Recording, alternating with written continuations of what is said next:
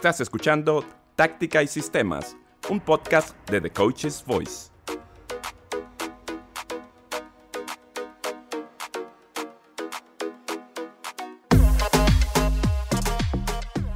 Hola, ¿qué tal? Bienvenidos a Táctica y Sistemas. Los saluda Luis Fernando Restrepo. Nos acercamos al cierre de este año 2024, cuando estamos grabando este podcast. Y para abrochar un año muy destacado, si hablamos de fútbol, con grandes momentos, con grandes torneos, hemos pensado en The Coach's Voice que nada mejor que hacerlo con una especial sobre entrenadores. ¿Qué nos ha dejado este 2024 si hablamos de técnicos y su trabajo? ¿Qué revoluciones hay? ¿Qué nuevas caras han llegado a la palestra del fútbol mundial? Para ello, esta vez montamos desde el inicio ya nuestra mesa de táctica, nuestro pizarrón decorada con las guirnaldas de Navidad, y en este podcast también de opinión tenemos a nuestros entrenadores expertos de entrada.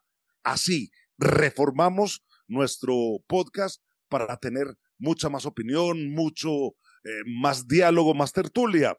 Y para eso contamos con Marcos López y Benigno Hernández, este profesor de MVP. Marcos López, licenciado con la licencia UEFA Pro. Y además nos acompaña nuestro periodista experto en fútbol, Álvaro Romeo, y Héctor García, el redactor en jefe de Coach's Voice en español. Comienzo saludándolos a todos. ¿Qué tal, Héctor? ¿Cómo vas? Hola, Luis Fernando. Bien, aquí con ganas de debatir con todos los componentes que hacemos este podcast. Este programa especial de 2024 repasa los principales nombres en los banquillos. Marcos, ¿qué tal? ¿Cómo te va? ¿Qué tal? ¿Cómo estáis? Un placer colaborar con vosotros un día más en este 2024 que nos deja grandes cosas, la Eurocopa de España, la Champions de Madrid, la revolución Xabi Alonso con Leverkusen, así que vamos a tener una charla muy entretenida y animada. Un muy futbolero saludo para Benigno. ¿Qué tal, Benigno? Hola a todos, un placer estar de vuelta con vosotros y acabar el año haciendo lo que más nos gusta, que en este caso sigue siendo hablar de fútbol y de grandes entrenadores como lo vamos a hacer hoy. Y Álvaro Romeo ahí con su lupa gigante que se la pone a todos los entrenadores a nivel orbital para saber más de la vida de ellos. ¿Qué tal, Álvaro? Hola, Luis Fernando. Gracias por tenerme un día más en el programa y con muchas ganas de escuchar las preferencias de todos nuestros entrenadores y de Héctor en un 2024 que ha sido muy interesante a nivel futbolístico. Bueno, ya decía Marcos, para empezar y meternos en materia de los grandes eventos que tuvimos durante esta temporada o el año calendario 2024 y también enmarcado en el intermedio de las temporadas. De eso no hay duda, fue un año especial en el fútbol, pero si tenemos que elegir entrenadores, ¿con quién nos iríamos? ¿Con quién se quedarían nuestros expertos? ¿Cuáles serían los protagonistas de este 2024? Y si pues estamos de acuerdo, comenzamos con Álvaro Romeo. Es nuestro experto en fútbol internacional, afincado en Londres, muy cerca de la Premier. ¿Con quién se iría Álvaro Romeo en esta temporada o al cierre de este año como el entrenador destacado de este 2024? Pues mirad, lo último que tengo en la retina es el nombre de Arne Slot. Creo que está haciendo un año sensacional con el Liverpool, promete mucho la temporada de los Reds. Me quedo con el técnico neerlandés. ¿Y cuáles son las bases para esa elección?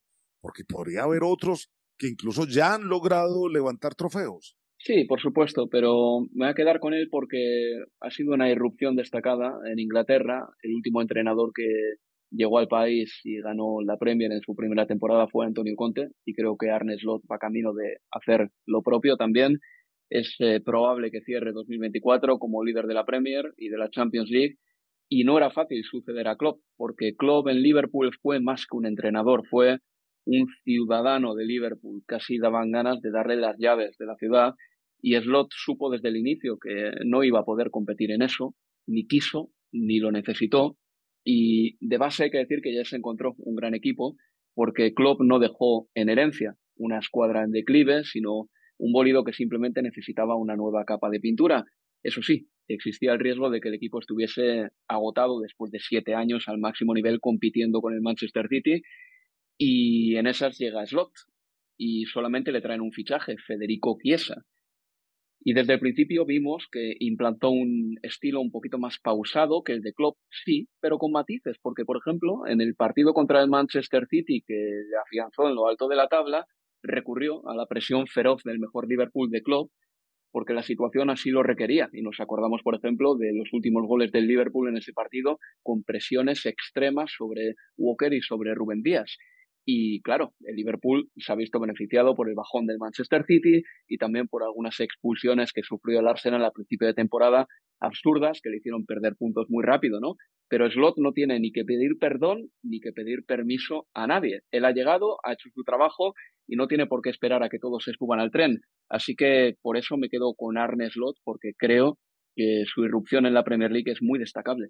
A ver, y me voy a referir a los que están allí al otro lado de la mesa táctica, el pizarrón, a los técnicos. ¿Cómo podríamos definir a Slot en una palabra, en una frase, si lo quieren, este Slot que llegó al Liverpool en esta temporada 2024-2025? Marcos, Benigno, Héctor.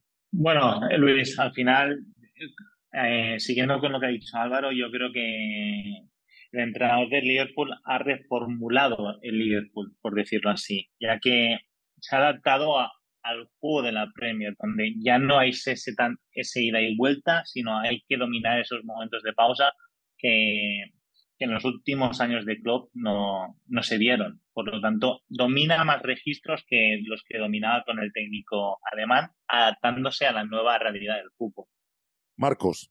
Sí, sin duda. Yo destacaría de la irrupción de Arne Slot la coherencia en el proyecto deportivo de Liverpool, en este caso. Es muy complicado suplir a un entrenador del peso de Jürgen Klopp a todos los niveles en el club. Ya no solo por la parte deportiva, sino también por la afectiva, relación incluso ascendente con el vestuario y con todos los estamentos del club y de la ciudad, ¿no? Creo, sinceramente, que es un acierto de política y estrategia coherente, deportiva, de alineamiento, a la hora del proceso de la toma de decisiones que ha tenido que hacer Liverpool. No solamente por ese proceso, entre comillas, de selección del relevo más natural o de más garantías del propio Jürgen Klopp, sino también por la coherencia estratégica que supone el afrontar el proceso competitivo. Tiene muchísimo mérito, me parece un ejemplo para las direcciones deportivas de los equipos top mundial, que principalmente se suelen mover más por impulsos o por modas, digamos, entre comillas, de entrenadores que tocan el éxito o el estrellato, más que por la coherencia estratégica de una línea a seguir, de un alineamiento que tenga en cuenta absolutamente todos los factores que dependen del entrenador. Me alegro mucho porque además la casa de Liverpool se caracteriza precisamente por los escasísimos relevos de entrenadores durante su dilatada historia, y este es un ejemplo más de cómo hacer las cosas bien. Ahora, yo diría, Héctor, que de pronto pasamos del heavy metal fútbol, como lo definía Klopp, a un fútbol de bandita de pop, pero que pone a todo el mundo a bailar y que es exitosa, ¿no? De pronto pasamos de un caos organizado de Klopp a algo ya más esquemático con Arne Slot, y por eso ha sido esta adaptación de los jugadores. Bueno, me gustan los términos que utilizan, ¿no? Sé que hemos pasado de heavy metal a un poco más un grupo de pop, un grupo más de moda, ¿no? Digamos, de música comercial. Pero este Liverpool, a ver, yo siendo muy coloquial en los términos, Arne Slot por encima de todo tenía se llama un auténtico marrón, ¿no? Tenía que sustituir a Jürgen Klopp, que no es fácil, ¿no? Sustituir a un entrenador nunca que ha tenido éxito, pero es que Jürgen Klopp era éxito de fútbol, éxito de títulos y era referente en esa grada de Anfield, en The Cup. Entonces tenía ese paso de llegar ahí, ser nuevo, de llegar de la Eredivisie neerlandesa, no muy un entrenador conocido, pero no de estos nombres que todo el mundo conoce, y bueno, se ha hecho con los mandos de un equipo que para mí me gusta mucho cómo juega, es muy pragmático, sabe lo que tiene que hacer, que es ser un equipo 100% intenso, eso lo tienen claro, intenso en el robo, intenso en la presión e intenso en el ataque. Cuando roban salen como flechas, me recuerda a ese club también es el Liverpool de Jürgen Klopp. Y para mí, sin duda, me parece una elección tremendamente acertada de Álvaro, porque sobre todo en esta segunda mitad de año de 2024, Arne Slot, que es uno de los grandes protagonistas por este trabajo tan espectacular que está haciendo con el Liverpool, y veremos a ver qué pasa en 2025, pero sin duda es uno de los nombres de este año. Y me parece que por el momento el Liverpool en apariencia no tiene puntos débiles. Esto es algo que sí se lo doy a Arne Slot. Tengo la sensación de que él entendió muy rápido que había un problemilla que solucionar en el Liverpool, que era el tema del mediocentro. Desde que se fue Fabinho, el Liverpool lo estuvo intentando la temporada pasada con Wataru Endo y con Ryan Gravenberch. Ambos llegaron, ninguno se estableció del todo en el 11 y daba la impresión de que el Liverpool quizá tenía que hacer un fichaje en esa parcela. De hecho, si os acordáis, todo el verano de 2024 se hablaba de que Zubimendi podría hacer las maletas e irse para Liverpool y ahora ya no se habla tanto de Zubimendi en la ciudad, porque Ryan Gravenberch se ha hecho definitivamente, no con la batuta del equipo porque sería mentir. Gravenberch es un centrocampista muy elástico, que aparece por muchas posiciones de centro del campo, no es tan posicional como otros centrocampistas que se nos pueden venir a la cabeza, pero sí que en ese sistema de Arne Slot, con un Gravenberch que se mueve para arriba y para abajo, con un McAllister que a veces aparece por la izquierda, otras veces por el centro, y con un Szoboszlai o un Curtis Jones, que son los escuderos necesarios, el Liverpool ha resuelto un problema que el año pasado se hizo aparente en algunos partidos. Este año todo el mundo recita el centro del campo del Liverpool de memoria y eso es muy importante. Y también para resaltar, Álvaro, las rotaciones, porque eso de poner a Gakpo por la izquierda, a Lucho Díaz por el centro, dejando a Mohamed Salah por la derecha, pero rotando estos dos primeros que mencioné, al neerlandés y al colombiano, pues ha sido un éxito rotundo en el planteamiento de Arne Slot. Bueno, ponemos aquí el cromito de Arne Slot, la fotografía de Arne Slot, el elegido por Álvaro Romeo. Ahora veo que Benigno está sacando del sobrecito la foto de su entrenador de este año 2024. Benigno, ¿quién has escogido y por qué? Pues yo he decidido escoger a Xabi Alonso, el técnico donostiarra. Para mí es la revelación de este año. Primero de todo, por su inexperiencia en la élite, donde en primera división solo lleva 6 meses desde que agarró el Bayer Leverkusen hace 2 temporadas, más su temporada, donde podríamos decir también élite, esta segunda división española, con la Real Sociedad. Y para mí, creo que Xabi Alonso ha tenido un impacto no solo en el conjunto alemán, sino también en la nueva dinámica que está adquiriendo el fútbol, donde para mí ha dominado infinidad de registros, no solo a nivel ofensivo, sino también a nivel defensivo y también de recursos tácticos. Por ejemplo, ahondando a nivel ofensivo, ha hecho un dominio excelso de la triple amenaza, donde sus equipos en todos los momentos del juego, a nivel ofensivo, garantizaban esa amplitud, esa profundidad y esa ocupación de los cuadrados, de los intervalos, dominaban diferentes registros a nivel ofensivo a través de ese juego más posicional, pero también a nivel de transición, donde su equipo se partía en 2 subbloques, dejando 2 jugadores o 3 incluso en un segundo subbloque alejado de esa fase defensiva, los cuales le permitían realizar excelentes transiciones ocupando los 3 carriles. Ha vuelto también ese juego ofensivo de centros laterales, donde, por ejemplo, poniendo datos sobre la mesa, su equipo realizó más de 900 centros laterales desde ese cuadrado del córner, 900 con un 70% de efectividad en los centros, y seguro que si cerramos los ojos vemos esas remontadas en los últimos minutos, en esas últimas jornadas, donde muchos de esos goles fueron a través de centros laterales.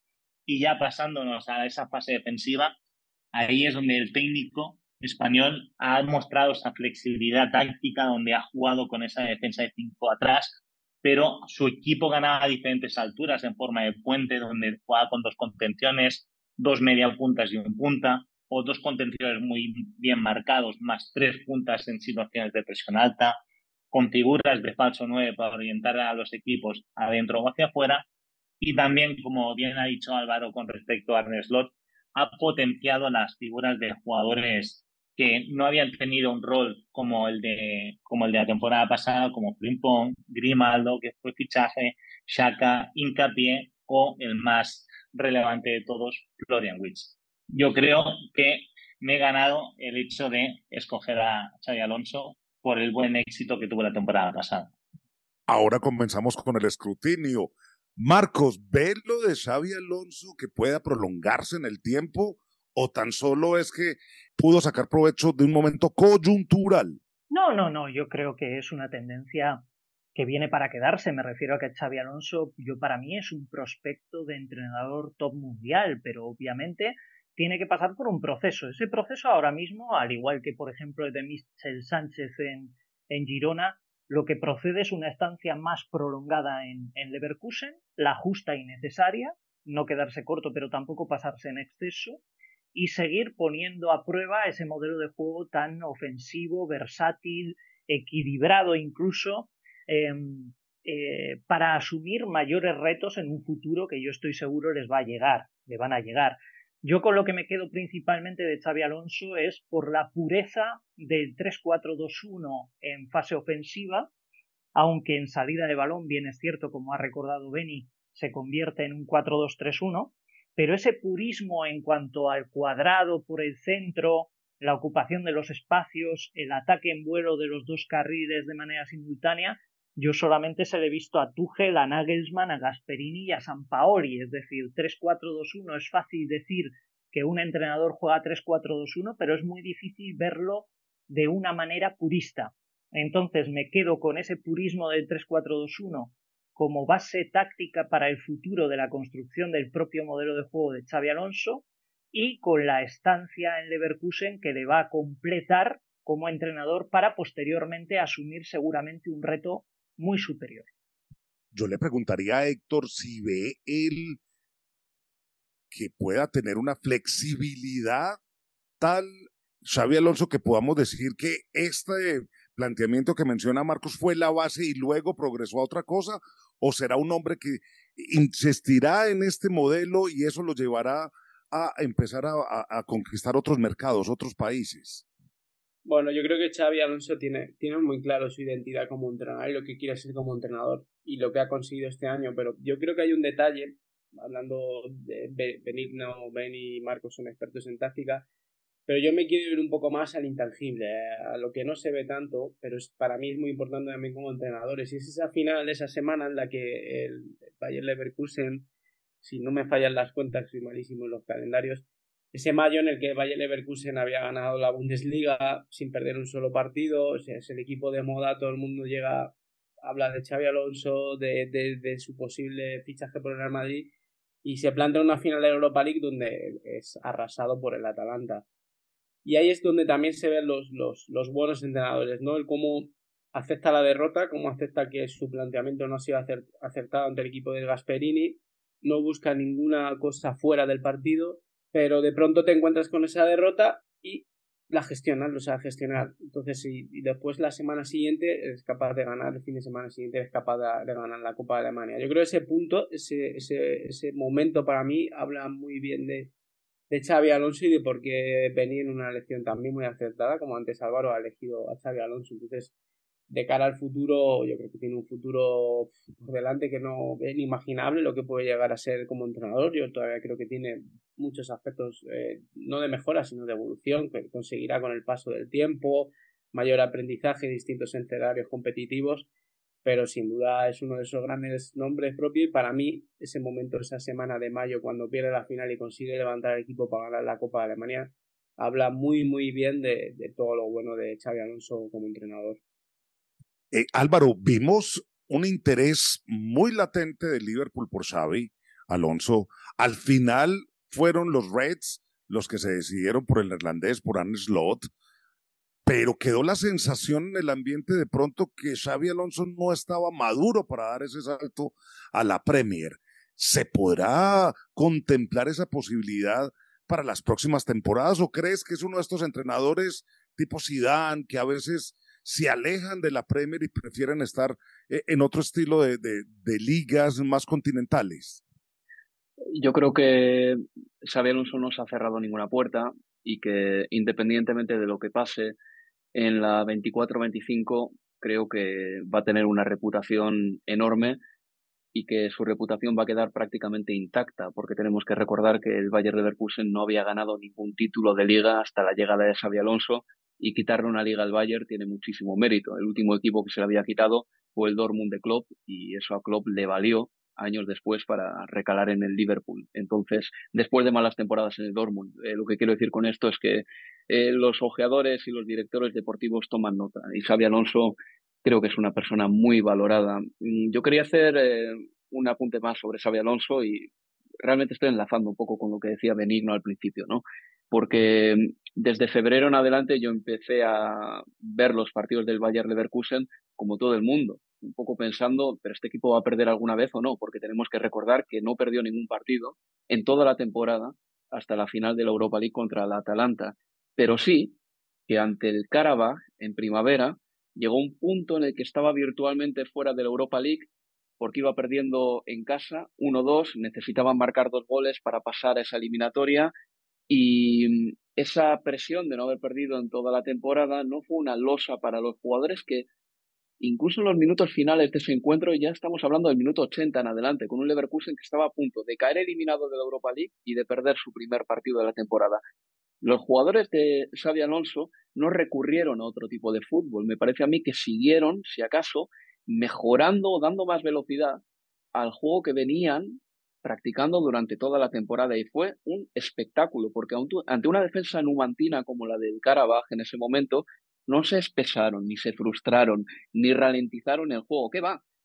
Mostraron un montón de modos de atacar, con pases a Patrick Schick, rasos al punto de penalti, centros, como decía Benigno, llegadas de Grimaldo, irrupciones de Frimpong, pases cortos para atraer la presión, para de repente dar un pase largo que rompiese los esquemas de los jugadores del Karabaj. En ese aspecto me llamó mucho la atención, y con esto concluyo, que el Leverkusen de Xabi Alonso tuviese tantos planes y tantas maneras de atacar una defensa cerrada, porque para mí esta es una de las grandes cuestiones del fútbol. ¿Qué puede hacer un equipo grande, con posesión, con obligación de ganar, ante un rival que no quiere la pelota? Y el Leverkusen demostró saber qué había que hacer en esos momentos, y esto es mérito de Xabi Alonso.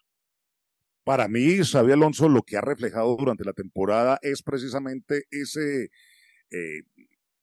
diferente crisol, ese mosaico de influencias que ha tenido él en su carrera, estar bajo el mando como jugador de técnicos de diferentes escuelas, todos ellos ganadores, pues lo han llevado a plantar en la plantilla pues muchas formas de atacar, muchas formas de defenderse, pero sobre todo hacer cohesión como escuadra, y que cada jugador tiene la responsabilidad de cumplir una función dentro del equipo. Buena elección, muy buena elección, Benigno. Ahí la ponemos, corremos la fotico. Ya estoy viendo que Marcos, se trajo un sobre más grande. Empezó a sacarlo. Muy grande esta foto. ¿De quién es y por qué este entrenador, Marcos? Pues nada menos que Carlo Ancelotti, galardonado virtualmente en la gala del Balón de Oro con el premio Johan Cruyff a Mejor Entrenador del Mundo en el año 2024, esa Champions también con el Real Madrid. Elijo a Ancelotti principalmente no por ganar, sino por la peculiar estrategia deportiva del Real Madrid, que sitúa a sus entrenadores en un grado de exigencia máxima por 2 razones. La primera, porque el Real Madrid solamente piensa en ganar cada año, y por otro lado, porque las configuraciones tan complejas de plantilla del Real Madrid someten a un estrés tremendo a sus entrenadores, y Ancelotti es un ejemplo clarísimo de mutabilidad táctica y de adaptación. Le hemos visto atacar en 4-3-3 las menos veces, aunque antes era más habitual. Le hemos visto atacar en ese 4-4-2 con el centro del campo bien en rombo, con Bellingham en aquella irrupción en la primera parte de la temporada como vértice inferior, media punta con llegada valor-gol, encuadrado, con Modric y Valverde usualmente por delante del doble pivote, en línea, con Brahim utilizado muchas veces en banda derecha, de revulsivo, Bellingham acostado en banda izquierda, con esa doble punta falsa formada por Vinicius y Rodrigo, aunque con apariciones estelares también de Joselu en una plantilla sin dorsal 9 y sin 9 titular. Pero lo más importante de todo, y con lo que me quedo, es con un ajuste en momento defensivo que me ha parecido absolutamente clave, primero en el éxito de la temporada del Real Madrid, con ese triplete Champions, Liga, Supercopa de España, y me sigue pareciendo importante en su ausencia en esta primera parte de la temporada donde el Real Madrid no encuentra el equilibrio defensivo. Y es que en las grandes citas Federico Valverde se convirtió en un factor absolutamente clave en el ajuste defensivo del Real Madrid, porque el uruguayo partía del centro del campo, pero se terminaba convirtiendo en un quinto elemento de la línea defensiva, en dos vertientes. Una, a veces como lateral, controlando la amenaza exterior, pero otras muchas veces vimos a Fede Valverde incrustándose en la defensa como tercer central, para tapar las proyecciones de los interiores ofensivos de los equipos rivales, sobre todo en los grandes partidos, y dejando a Carvajal de manera natural, digamos, el control del pasillo exterior. Esta defensa en 5-3-2, que creo, haciendo memoria, apareció por primera vez en la segunda parte en Montjuic, en el Clásico, donde remonta el Real Madrid con 2 goles de Jude Bellingham, no la estamos viendo esta temporada y el Real Madrid se ha resentido sobremanera. Esta flexibilidad de Carlo Ancelotti también puede llegar a su tope, Marcos. Podrá llegar también a su techo y de pronto comenzarse a ver como una debilidad que no pueda seguir progresando como hasta el momento tiene acostumbrados a los hinchas del Real Madrid. Nuevamente tiene ante sí un reto mayúsculo. Si pasamos de la temporada anterior sin un 9 titular, ahora resulta que tiene 2, uno que es Kylian Mbappé, que aunque sea extremo izquierda por necesidades del guión ha de jugar de punta y debe asumir esa responsabilidad, y es Carlo Ancelotti el que tiene que encontrar el entorno necesario para un jugador de esas características, y tiene a Endrick, que es uno de los grandes 9 del futuro, un prospecto de jugador top mundial si tiene el desarrollo concreto. ¿Qué ocurre? Que cuando aparecen jugadores como Kylian Mbappé en una plantilla que asumen tanto protagonismo y necesitan tanto contacto con el balón en momento ofensivo, es como si tuvieras que reestructurar el equipo. Y eso necesita tiempo. ¿Qué ocurre? Que el Real Madrid no te espera porque necesita ganar siempre. Entonces vamos a ver la enésima prueba de fuego para un contrastadísimo Carlo Ancelotti, único entrenador en la historia con 5 Champions League. Veremos cómo se adapta a este reto, cómo lo asume, y si, sinceramente, si sale triunfante de este reto mayúsculo que tiene ante sí, entonces probablemente se habrá ganado ya no un lugar entre las leyendas del fútbol mundial, que ya la tiene, sino ser considerado probablemente como el mejor entrenador de la historia. Estos picos tan altos, Benigno, y también picos bajos en la temporada, esta forma de enfrentar un nuevo fixture tan apretado que ha llevado incluso a que se queje Carlo Ancelotti en la mesa de las conferencias de prensa. ¿Creen ustedes que, o Benigno, crees tú, que de pronto sí están poniendo contra las cuerdas a Carlo? Bueno, yo creo que el reto es ser entrenador del Madrid y, como bien ha descrito Marcos, está ante una tesitura muy complicada en comparación a la temporada anterior, ya que sí que tiene una plantilla, podríamos decir, la más completa. Sin embargo, la baja de Kroos ha afectado por completo a ese engranaje que diseñó la temporada pasada, ya que el balón viaja mucho más rápido que la temporada anterior, pero también regresa mucho más rápido. Por lo tanto, esas versatilidades tácticas que hacía mención Marco con esa defensa de 5 a través de la figura de Valverde no se está pudiendo producir, ya que el equipo en gran parte de los momentos del juego está desestructurado, donde las distancias entre líneas son muy grandes, las presiones no resultan efectivas. Se está convirtiendo en un monólogo ofensivo por parte de Vinicius y Mbappé, donde son los dos encargados principales del ataque blanco, y defensivamente se van organizando en base al rival, pero siempre desde ese descontrol. Es el mejor equipo que se ordena a través de ese caos. Y bueno, quiero preguntarle a Héctor si considera que Carlo Ancelotti sí merece estar aquí precisamente en esta mesa de los destacados. Hombre, yo creo que un entrenador que sido campeón de Champions League, de Liga, y he sido elegido Balón de Oro como mejor entrenador del año, aunque, bueno, ya sabemos todos que no pudo recoger el premio porque el Real Madrid no fue a la gala. Sin duda, yo creo que a nivel de, si hablamos de títulos, de lo que se ve, lo que se pone encima de la mesa y tienes ahí los entorchados, los campeonatos, es el nombre, el número uno de este año como entrenador. También el número uno, la hablaba Marcos, es casi el número uno para resolver puzzles que a veces no sabes encontrar una solución y él la encuentra. El año pasado, la primera parte del campeonato que le lleva a estos éxitos, Jude Bellingham como 9, luego consigue inventarse esa figura de Vinicius como jugador total, ya no solo un extremo vertical que se mete por dentro, sino que se sitúa como 9 en esas eliminatorias contra el Bayern de Múnich en semifinales. Ese partido contra el Borussia Dortmund en la final, en la que el equipo sufre mucho contra el Borussia e incluso merece ir perdiendo, y en la segunda parte lo resuelve para... El objetivo era llegar a Wembley y llevarse la copa, y lo consiguieron.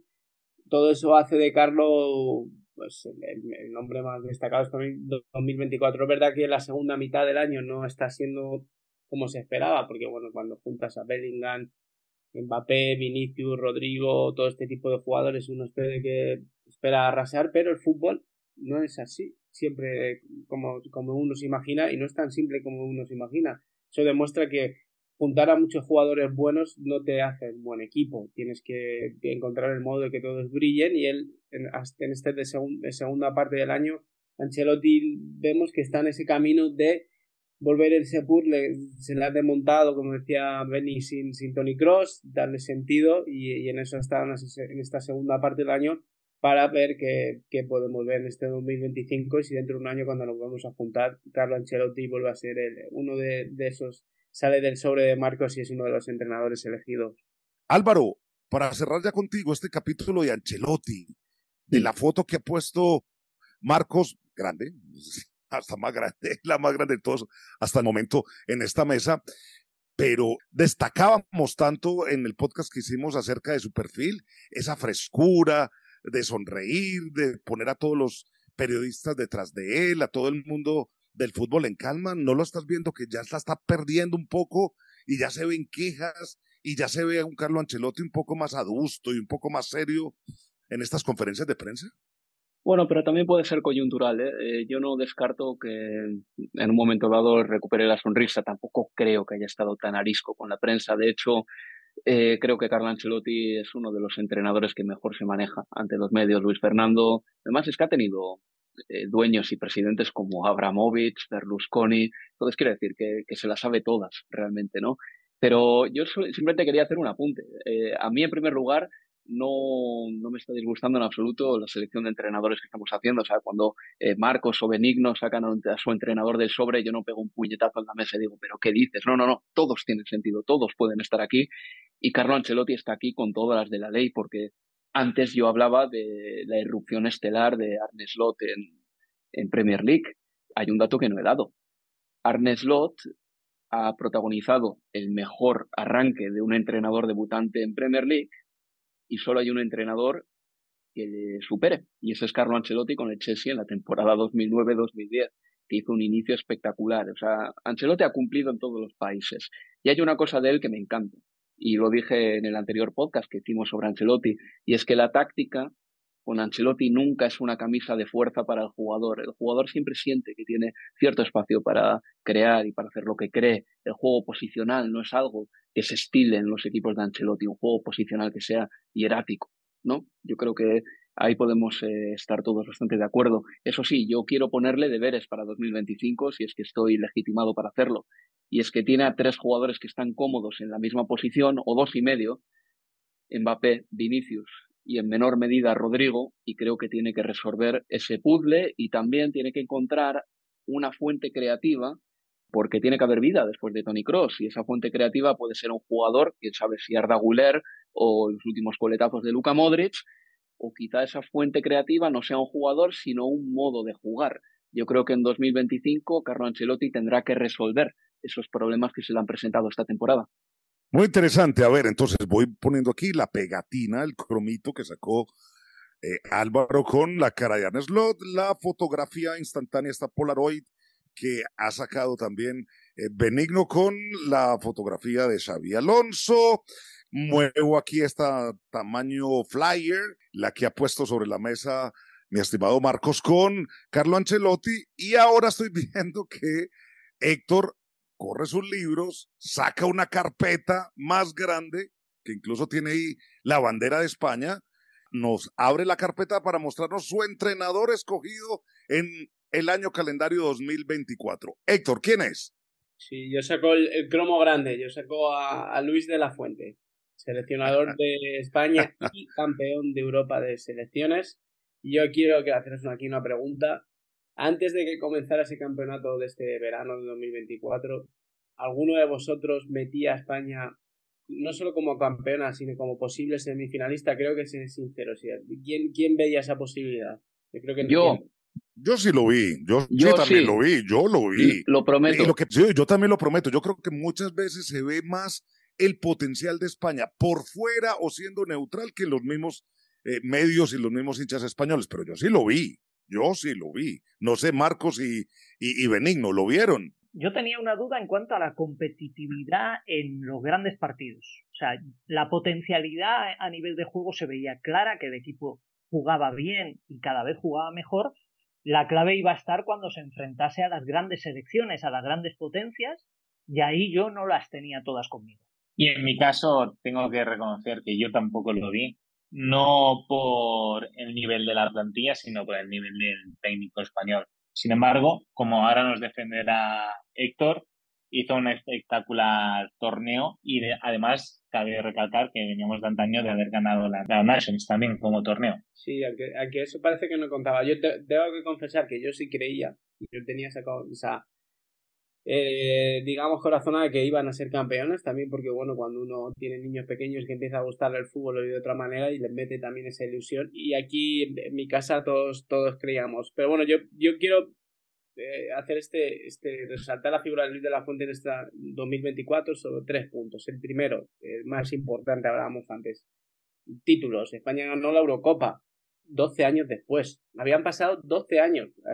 La verdad es que el tiempo corre muy deprisa, pero cuando uno se para, es de 12 años en los que España había pasado casi por todos los campeonatos internacionales con mucho nombre, pero con muy poca acción, eliminados en cuartos de final otra vez, en octavos, con papeles muy grises, y la sensación que daba, bueno, era un equipo que podía hacer algo, pero casi todo el mundo creía que iba a volver a pasar, de oye, pues a lo mejor octavos, pero en cuartos cuando nos cruzamos con una selección, como decía Marcos, de un nivel muy alto, no vamos, se va a España para casa.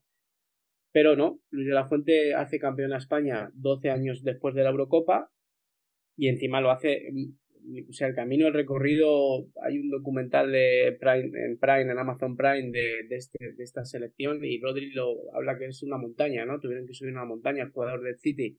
Bueno, pues en esa montaña eliminan a Alemania en cuartos de final, Alemania en su campeonato, Francia en semifinales e Inglaterra en la final. Es decir, haces el camino más tortuoso, te vas por el lado más difícil y eres campeón de Europa.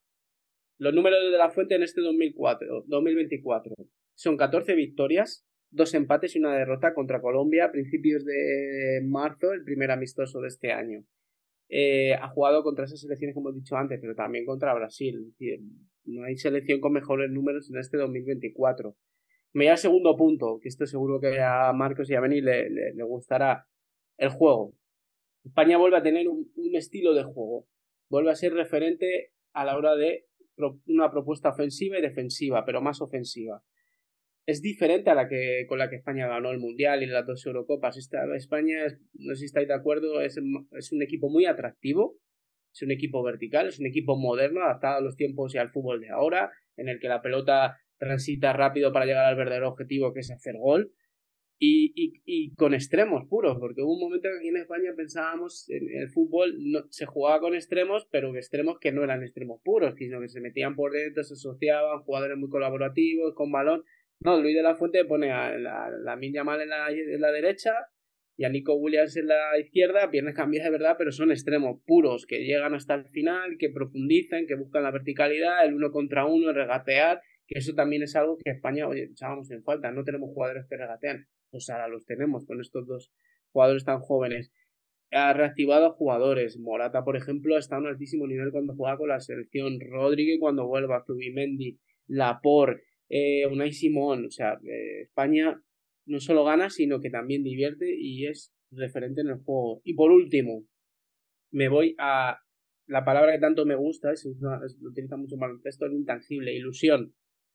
España, la afición, o sea, España es un país de clubes, la afición es un país de clubes que solo se activa con su selección cuando hay un mundial, una Eurocopa y sobre todo cuando hay expectativas de ganar. Cuando no las hay, la gente está desenchufada, que ha pasado con anteriores campeonatos. Pero esta Eurocopa era distinta porque Luis de la Fuente consiguió no solo insertar dentro del grupo de jugadores, un grupo de jugadores muy jóvenes, la ilusión por ganar y por jugar y por divertirse y luchar contra los mejores, sino también en todo un país, en todos los aficionados que se han vuelto a ilusionar con su selección, y cuando ahora hay un partido de la selección, no digamos que no hay pereza de ver a la selección, sino que estás esperando a ver a la selección de Luis de la Fuente, y todo el mundo tiene esa ilusión puesta en lo que pueda ocurrir en el Mundial de 2026, que la palabra es ¿por qué no lo vamos a ganar? Son mis 3 puntos para elegir a mi cromo grande que tengo ahí en mi despacho puesto. Como para mí Luis de la Fuente es uno de los grandes nombres sin duda, de este 2024. Y yo quiero precisamente reafirmar o de pronto escuchar otro punto de vista con respecto al punto 2 que dijo Héctor. El juego, ¿sí lo vieron tan evolucionado? Marcos, primero comienzo con Marcos y luego sigo con Benigno. Sí, sin duda, es un cambio radical. Y además es un cambio radical desde lo radical, es volver al origen. Lo primero porque la elección de Luis de la Fuente tiene sentido desde el perfil. Recordamos los 2 últimos exitosos seleccionadores, Luis Aragonés, Vicente del Bosque, en este caso Luis de la Fuente. Los perfiles muy similares.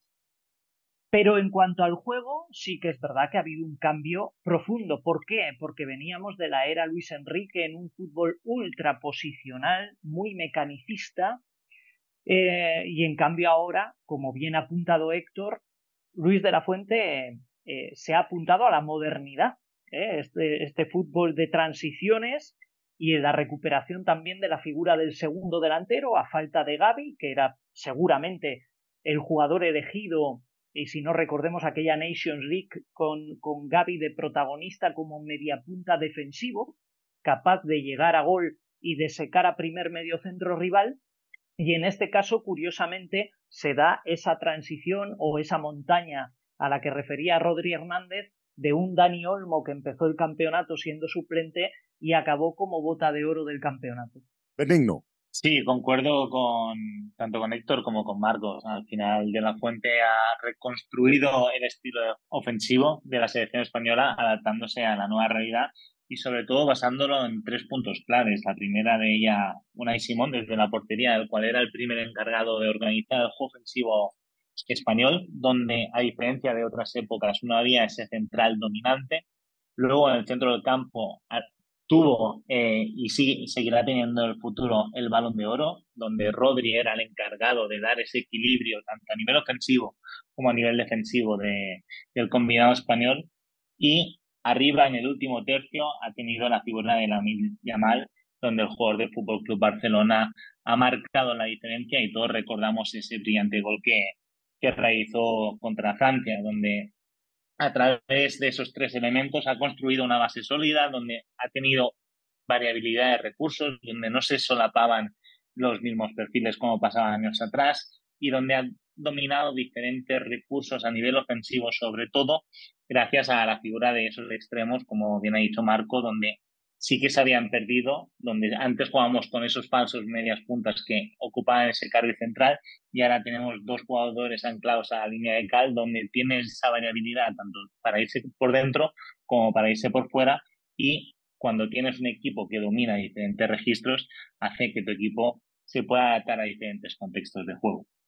Y Álvaro, para cerrar contigo, esta justificación, entre comillas, de Héctor de poner a Luis de la Fuente como el entrenador destacado del 2024, si ya arropa a todos los españoles esta selección, ya sí ha cambiado esa mentalidad, ha sido tan potente el mensaje de este entrenador que ha hecho una revolución en la forma de mirar la selección nacional, como dice Héctor. Ha sido muy potente. Es una selección española que bebe de todas las canteras también. No tiene una preeminencia de jugadores de ningún equipo. Hay mucho jugador vasco también, del Athletic y de la Real Sociedad, curiosamente. Es una selección de todos. Yo lo veo así y además es muy atractiva de ver porque 2008 y 2012 no son 2024. En 2024, y esto es un tema casi más para sociólogos, creo que las distracciones son mayores y quizá la capacidad de atención de la gente es menor también, de verdad lo pienso así, en parte por culpa de los dispositivos móviles, y muchos directivos han hablado del fútbol como un deporte que se está quedando obsoleto y que nadie mira la pantalla 90 minutos. No, no, no. En verano toda la gente y todos los niños miraron las pantallas de televisión 90 minutos porque a España merecía la pena verla, porque era una selección con una valentía extrema, con una defensa adelantada en la que yo tengo la imagen de Cucurella con ese pelo rizado yendo a la anticipación para recuperarla y jugar otra vez. Y tengo también la imagen, y de esto nos vamos a acordar todos, que es Jesús Navas jugando contra Francia, de titular, porque Carvajal creo recordar que estaba sancionado, aunque puede ser que estuviese lesionado. Ahora mismo no lo recuerdo, lo lamento. Pero Jesús Navas en ese partido contra Francia tenía que marcar a Kylian Mbappé. Y cualquiera hubiese pensado que Luis de la Fuente le habría dicho a Navas, no desdobles nunca, jamás, ni se te ocurra. Y Navas desdobló, tenía a Kylian Mbappé detrás y siguió desdoblando, pese a tener 38 o 39 años. Y recordaréis todos una acción en la que el equipo estaba vendido en la primera parte con Rabiot y Mbappé, haciendo un 2 contra 1 contra Navas. Rabiot, si le filtraba el balón a Mbappé, Mbappé tenía un 1 contra 1 contra Unai Simón. Y Navas tuvo que hacer una falta clarísima sobre Rabiot, le sacaron amarilla. Creo que es la tarjeta amarilla más importante de la historia de España. Pero es una tarjeta amarilla que proviene de la valentía con la que jugaba el equipo también. Suicida, no lo creo, porque al final terminó ganando la Eurocopa. Y hay una cosa más que quiero decir de De la Fuente, ya concluyo, y es que él tiene una fe ciega en sus jugadores. Él se ha creído de verdad que tiene a los mejores. Esté equivocado o no, él lo piensa. Y algunos, como Fabián, han terminado incorporando ese mensaje, porque Fabián fue durante el verano el mejor centrocampista de Europa. Y yo creo que sí, que eso es muy importante. Que De la Fuente cree que tiene a los mejores, lo dice siempre, se lo dice siempre a sus jugadores, y quizá por eso también, en parte, sus jugadores juegan como si fuesen los mejores.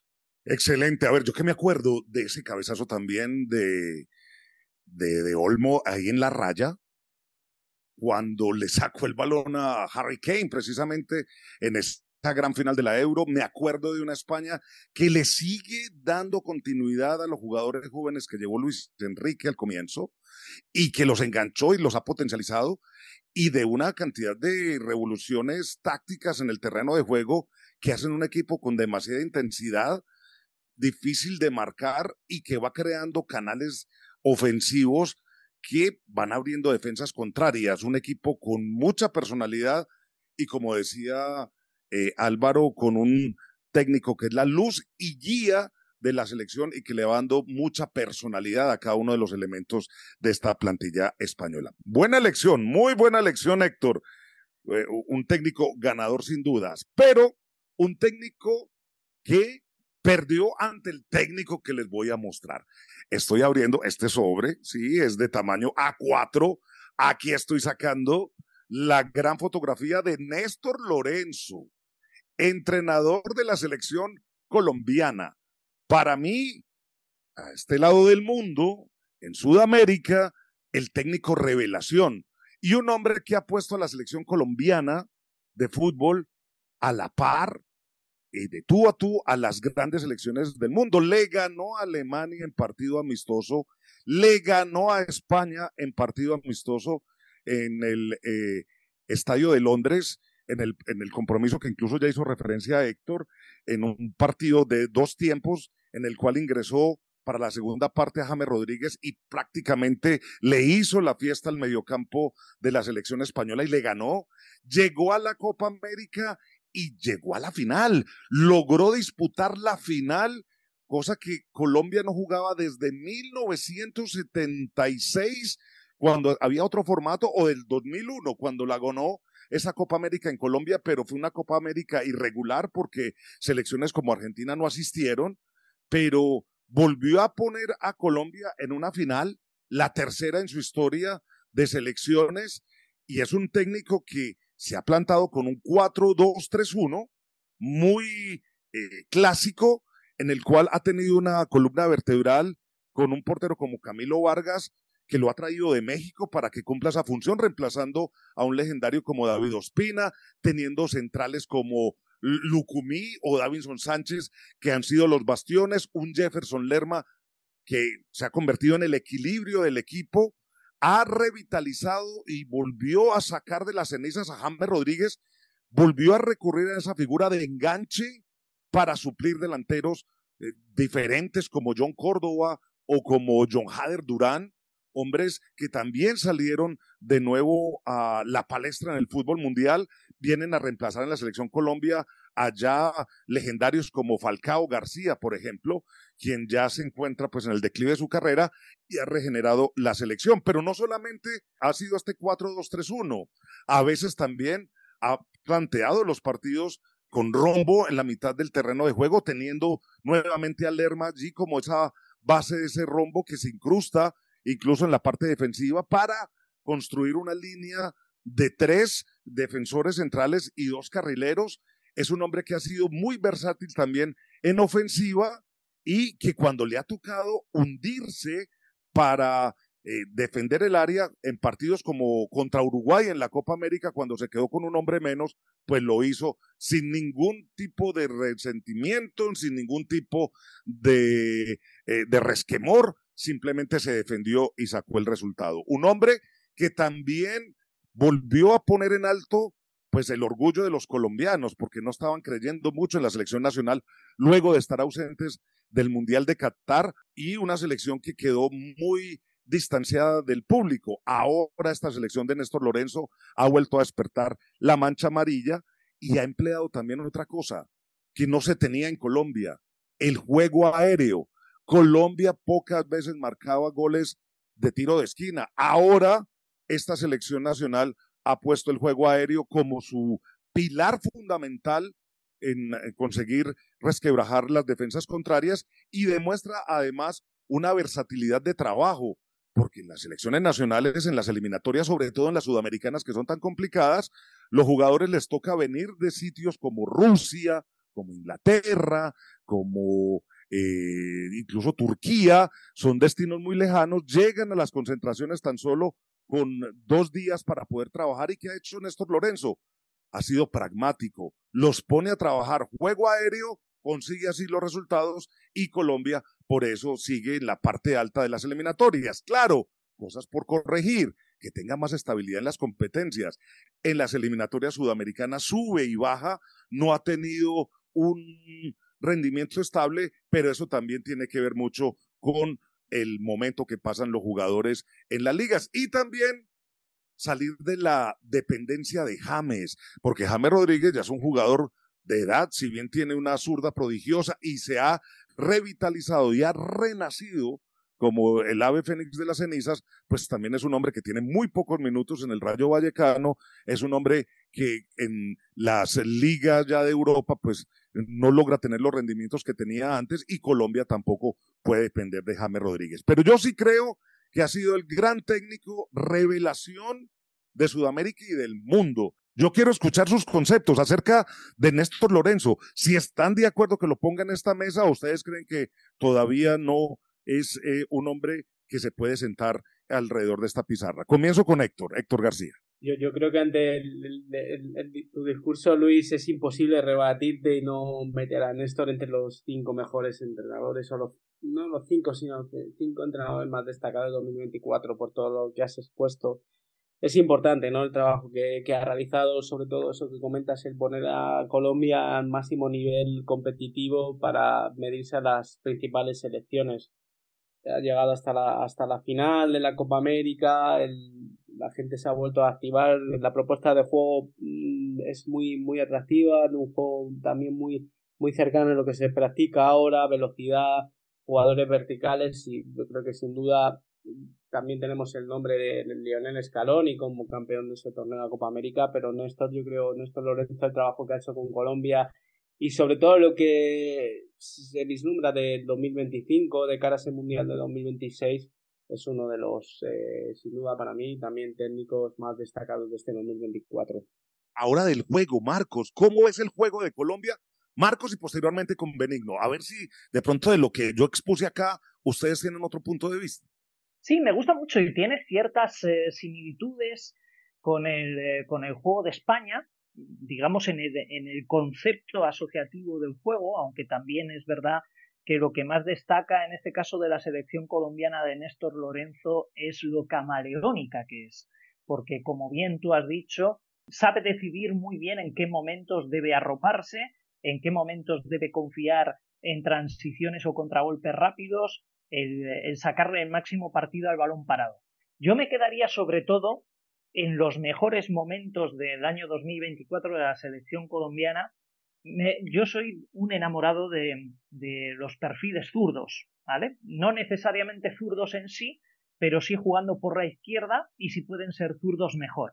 Y yo creo que la selección colombiana presenta uno de los mejores perfiles izquierdos en sinergias del panorama del fútbol mundial.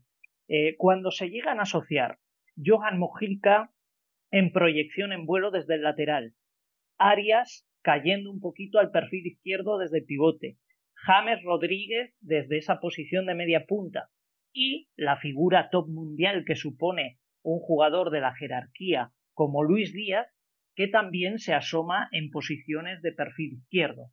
Esa sinergia entre estos cuatro jugadores me parece deliciosa cuando ha sido los mejores momentos de la selección colombiana, da gloria verles jugar y como bien dices, quizá el punto de mejora es esa consistencia en materia de resultados y de rendimiento en los clasificatorios porque alterna grandes partidos con otras derrotas, pero me quedaría con esas sinergias de perfil izquierdo tan bonitas de ver.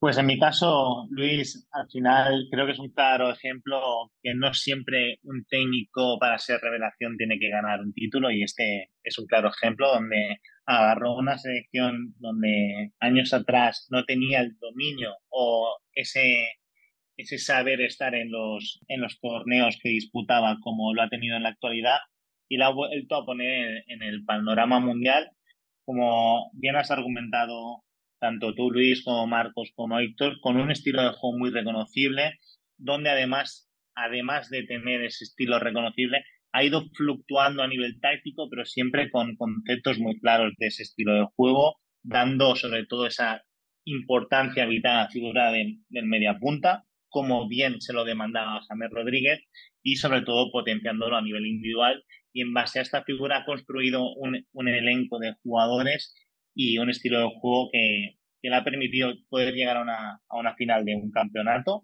Y a partir de aquí me gustaría ver la progresión que tiene tanto la selección colombiana como al mismo tiempo el entrenador. Y termino contigo, Álvaro. ¿Cómo lo ves con esta lupa a Néstor Lorenzo dentro del círculo de grandes entrenadores? ¿Cómo irrumpe el técnico argentino sin mucho background en selecciones nacionales? Venía a dirigir a un club en Perú y de un momento a otro sentarse en la silla de la selección colombiana y ponerlo a esta altura. ¿Cómo lo ves tú en esta irrupción de Lorenzo en los círculos mundiales? Yo creo que procede que esté aquí Luis Fernando. La selección colombiana ahora mismo irradia un montón de ilusión. Tengo recuerdo del partido que jugó contra España en Londres y había una colonia colombiana que asistió a ese partido con muchísimas ganas porque tenía fe en su equipo. Recuerdo también que Argentina, incluso en la final de la Copa América, sufrió lo indecible para ganarle a Colombia. Es una selección que puede ser física, puede ser dura, pero también activa muy rápido a sus mejores jugadores como Luis Díaz en transiciones rápidas.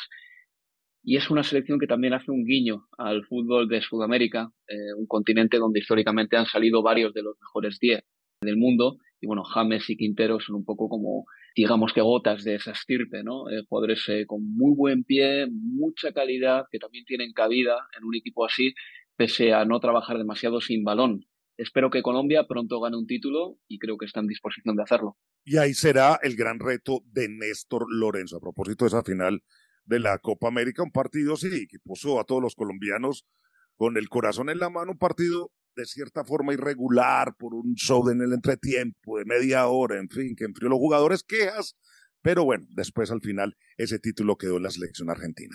Ahí están entonces, yo creo que a los que nos encanta la táctica, a los que miramos los entrenadores con otros ojos, como esos grandes pilares del fútbol, pues nos hemos dado un banquete. Los 5 hombres más destacados según los que hacemos parte de Táctica y Sistema de Coaches Voice. Arne Slot de Liverpool, Xabi Alonso del Bayer Leverkusen, Carlo Ancelotti del Real Madrid, Luis de la Fuente, el seleccionador nacional de España, y Néstor Lorenzo, el seleccionador nacional de Colombia. Y así también vamos cerrando este programa. Muchas gracias a todos, muchas gracias, Héctor. Gracias a ti, Luis, pero gracias a Beni, Marcos y Álvaro por este podcast que para hacer el año, y también recordar que en nuestras redes sociales, en las redes sociales de Coaches Voice, la gente puede elegir entre estos 5 entrenadores y nombres que ellos propongan para ellos, para nuestra audiencia, cuál es el entrenador protagonista de este año. Voten, dejen ustedes su voto, o si no, si tienen otra opinión también déjenlo ahí en nuestra encuesta. Marcos, Benigno, muchísimas gracias, feliz Navidad y próspero 2025. Muy bien, un abrazo a todos. Pasadlo muy bien, que vaya todo genial y que la gente disfrute del fútbol. Y Álvaro, hombre, un abrazo muy especial, que este 2025 te tome con muchos crackers ahí en la mesa. Hasta pronto. Se echará de menos el turrón, pero bueno, feliz 2025 a todos, un abrazo.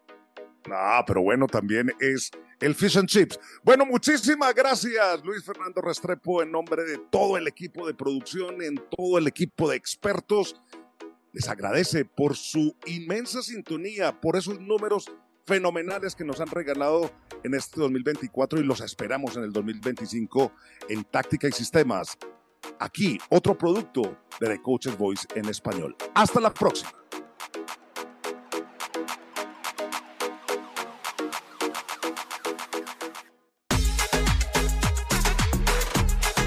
Táctica y Sistemas, un podcast de The Coaches Voice.